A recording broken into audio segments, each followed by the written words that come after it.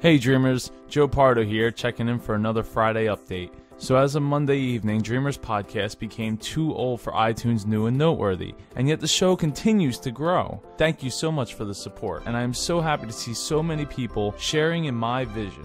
Please keep up the reviews and sending me emails at joe@howtodream.co. Right now I am looking for guest bloggers for howtodream.co.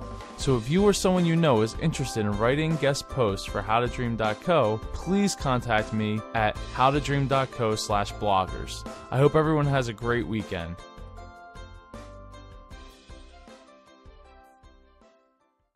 This is the Dreamers Podcast, where dreamers share their stories to inspire you. Now, join host Joe Pardo as he interviews a dreamer who's living their dreams.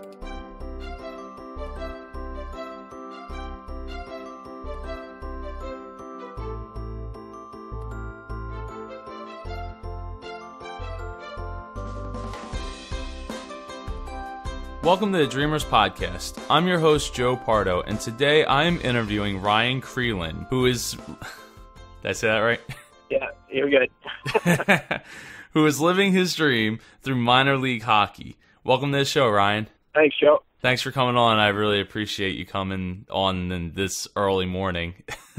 Yeah, not a problem at all. Let's get started by giving some background about yourself. Well, I'm New Jersey born and raised in a town called Middletown. I've had opportunities to go elsewhere, but I'm kind of home-based and fortunate enough to find a job that I enjoyed close to home, and my family, my friends are all there and been there ever since. So what would you say inspires you? I would say a lot of different things, but on a day-to-day basis, I actually enjoy working. I like the fruits of the labor and seeing what gets born out of it. In the hockey world, that could be a game or an event or a big meeting. I like to work, put in the time, and then see that all play itself out. If you go to the rink and there's 5,000-6,000 people there to watch a game and you were behind the scenes to make it all happen, I find that very rewarding, and that's kind of what inspires me to be there. I grew up in a house that we were always kind of driven to work.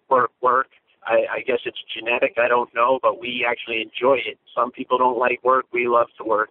And so it's always nice, though, when at the end of that work you get to see the fruits of your labor. So how did your dream come about, wanting to work in sports in general, and then eventually moving on to minor league sports? Well, growing up, I'd always been a fan of all sports, played everything, enjoy watching all different types of sports. And going through high school, one day I just decided that's kind of what I wanted to do and started looking up the routes to go. Found a sport management program that was housed in a business school at Seton Hall University, a New Jersey school.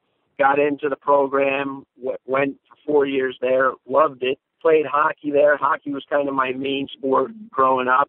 And my senior year, a opportunity was forwarded to me from my advisor to potentially work for the ECHL, which is minor league AA hockey. A former Seton Hall graduate was working there, was looking for an intern, and it was no pay and long hours. I had to drive an hour each way to get there, but I decided to take it, and it was grueling, but I enjoyed it, and it kind of got my foot in the door, and been there for the past pretty much decade at this point. So sometimes it's just on a whim.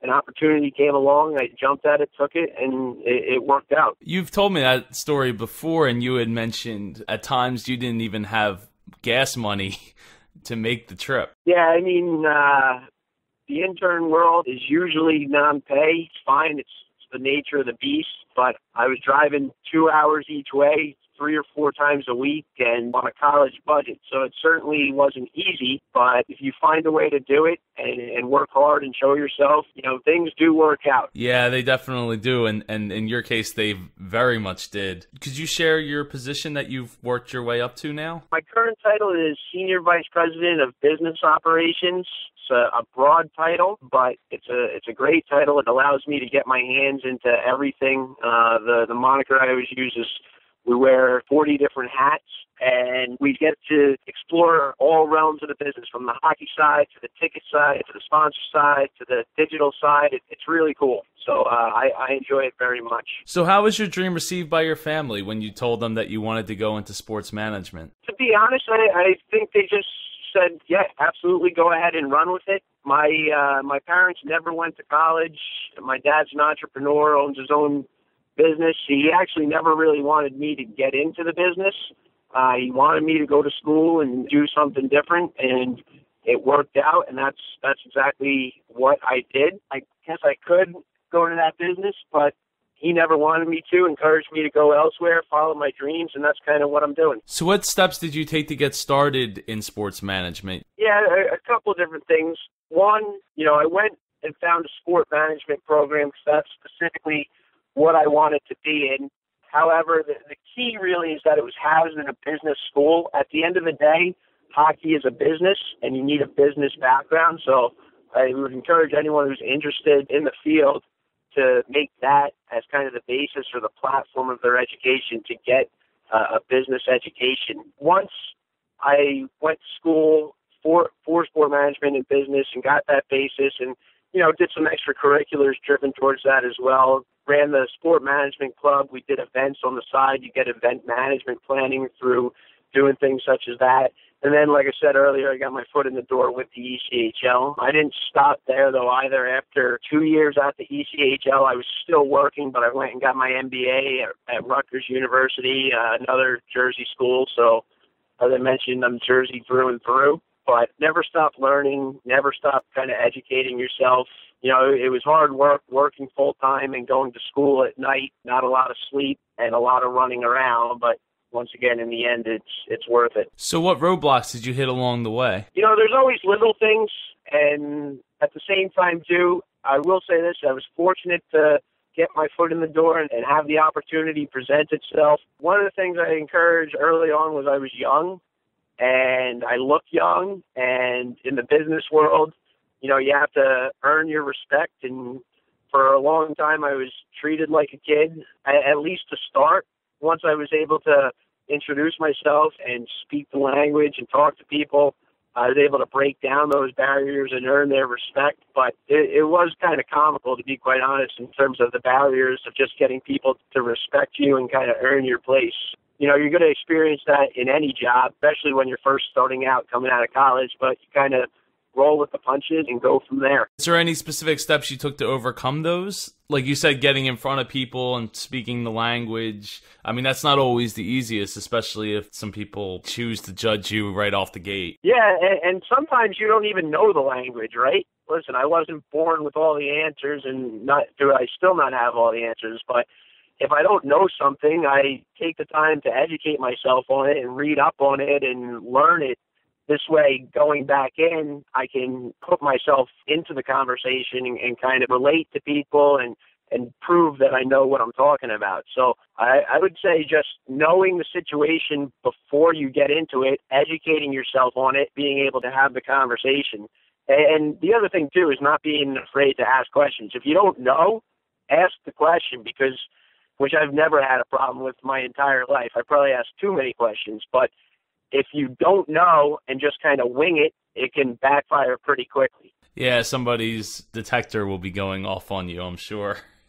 Yeah, exactly. I mean, to me, it's better to have the facts and do an analysis based on the facts other than just kind of guessing. So are there any parts of your dream that haven't quite worked out yet? I don't know. I personally always want to aspire to be bigger and better and take on new challenges. And, I don't think the ECHL is necessarily the final destination for me, but it's a good destination for now as I continue to grow and learn. And I wait for the next opportunity to present itself and just kind of continue to move up the ladder, whether within the ECHL or within the hockey world or in the sport world in general. Hockey was my go-to and is my favorite sport by far, so I'm very fortunate to have landed in that, but the sports business is similar across all sports. So, you wait for the next opportunity and kind of grow from there. The one thing, when you're following your dreams, no one's going to hand it to you. So you've got to position yourself and wait for the right opportunity and kind of know when to pounce. And you don't know when exactly that will be, but you just continue waiting, and one day it'll just show up on your doorstep. I've personally had those stories. I've seen it with friends and coworkers, just out of the blue. An opportunity opens up and you jump on it. Yeah, definitely. You got to know when to pounce. It's like one part luck, one part instinct. Yeah. I mean, you've got to put yourself in the position and, kind of make your own luck. But at the same time, it's luck just the same. I mean, you're trying to move up in a corporation or to a specific entity, someone's got to leave usually unless they're creating a new position. The key is to put yourself kind of in the visible spectrum of who's ever hiring for that position and say, who would be a great fit for this? So-and-so. Yeah, definitely. So if you were stranded on a deserted island with your family, what 3 things would you want to have with you? This is probably terrible, but definitely a television. It would probably drive my family nuts, but the TV is kind of my source for everything from news to sports to education. I grew up with it, and I use it as an informative tool for current events and history and science and you name it. So TV would probably be number 1, and my wife would probably break it within the first 20 seconds. Probably a hockey rink and associated equipment just to play. I love the sport. Been playing since I was 6 or 7 years old. Still play to this day, and I find it's a great way not only for exercise but just to get away.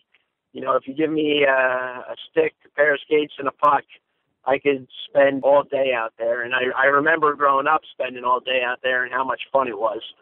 So I think that would be number 2. Number 3, maybe a nice kitchen so we could cook and have nice food. Food is my weakness, but I enjoy good food, good grilling. Maybe a kegerator in the kitchen as well. Could you explain a little more in depth what the ECHL is exactly? Sure. The ECHL is a 21-team AA minor league hockey league. We have teams as far north as Anchorage, Alaska, as far south as Fort Lauderdale, Florida, and 21 teams spread out across the country in between. Our teams are affiliated with both the American Hockey League and the National Hockey League. As I mentioned earlier, we're kind of the AA. The American Hockey League would be AAA, and then the NHL is Major Pro. So a lot of our players have moved on to those leagues, and our teams are affiliated with respective teams in those leagues, kind of the development channel to help players grow their game and move up the ranks. So is there a favorite memory you'd like to share over the course of a decade working with the ECHL?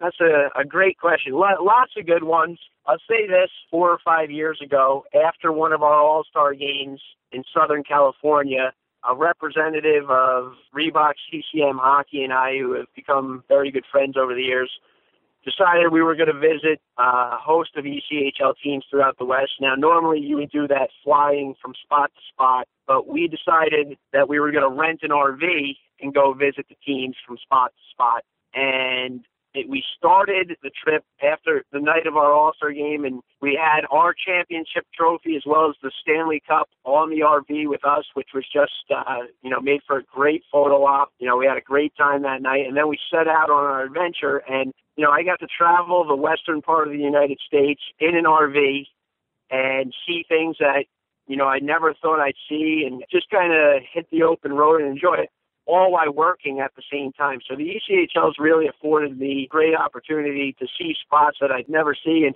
to enjoy cities that I really, really enjoyed and probably would have never gone to otherwise. I think a specific memory that kind of opens up into a broader spectrum of what the ECHL has done for me and kind of broadened my horizons. Yeah, I know that you shared the pictures with me. Hopefully you could maybe send that picture over and I could use it for the website. Yeah, not a problem. So what do your dreams for the future look like? As I mentioned earlier, I'm always looking ahead, looking for the next opportunity, whether that's within the ECHL or another realm of sports.